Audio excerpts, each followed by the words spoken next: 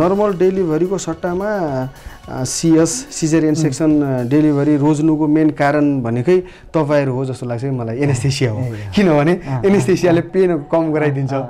त्यो थाहा हुँदैन त्यही कारणले नै रोज्ने हो होइन साच्चै तपाईको अघि हामीले कुरा गरे जस्तो पहिलेको जस्तो एनेस्थेसिया हुन्थ्यो जसलाई पकडेर गराउनु पर्थ्यो र चिरेर निकाल्नु पर्थ्यो भने त पक्कै अभियसली मान्थेन होला हैन तर अहिले तपाईले सोध्नुस् हैन नर्मल डेलिभरी गराएको मान्छे र सिजरियन सेक्सन गराएको मान्छे त्यो डेलिभरी गराउँदा पो उलाई दुखेन त्यतिबेला एनेस्थेसियाको इफेक्ट हुन्छ त्यही भएर उलाई दुखेन तर अपरेसन पछि जब एनेस्थेसियाको इफेक्ट जान्छ त्यसपछिको दुखाइ कल्पना गर्नुस् या त्यसपछिको भोगाइ कम्पेयर गर्ने हो भने चाहिँ अहिले हामीले नर्मली यतिकै हेर्नु भने सिजरियन सेक्सन गरेको मान्छेहरू हैन उनीहरुको भोगाइ बहुत दुःख हुन्छ नि किनकि लामो घाउ हुन्छ लामो समयसम्म हिँड्न गाह्रो हैन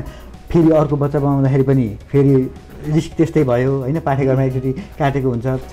घाउ हुन्छ दाग हुन्छ लामो समयसम्म दुखाइ एनेस्थेसियाको कम्प्लिकेसन त्यस्तै सर्जरीको कम्प्लिकेसन त्यस्तै हैन भन्नुस् न अनि त्यही भएर नर्मल डेलिभरी गरेको मान्छे बरु अलि दिनपछि हैन आफ्नो नर्मल फङ्सनमा फर्किन सक्छ तपाईको अपरेसन गरेको मान्छे त त्यति चाँडै नर्मल फङ्सनमा फर्किन सक्दैन उलाई त केही समय लाग्छ हैन त्यही भएर तपाईको त्यही दुखाइको लागि मात्रै अपरेसन गर्नु त कुनै तरिकाले मुनासिब देखिदैन बरु अहिले चाहिँ के गर्न सकिन्छ जस्तै एनेस्थेसिया ठिक छ एनेस्थेसिया आयो एनेस्थेसिया आएपछि अहिले त लेबर एनास्थेसिया भन्ने नयाँ टर्म नै आइसक्यो हैन लेबर एनास्थेसिया नै आइसक्यो त्यसमा चाहिँ के गर्न सकिन्छ भन्दाखेरि तपाईको उ जस्तो के अरे अपरेसन स्पाइनल दिन्छौँ हामी हैन अर्को एउटा इपिड्युरल भन्ने हुन्छ कि स्पाइनल जस्तै ढाडमा एउटा सुई लगाउने त्यो सुई लगाएपछि चाहिँ तपाईको के हुन्छ भन्दाखेरि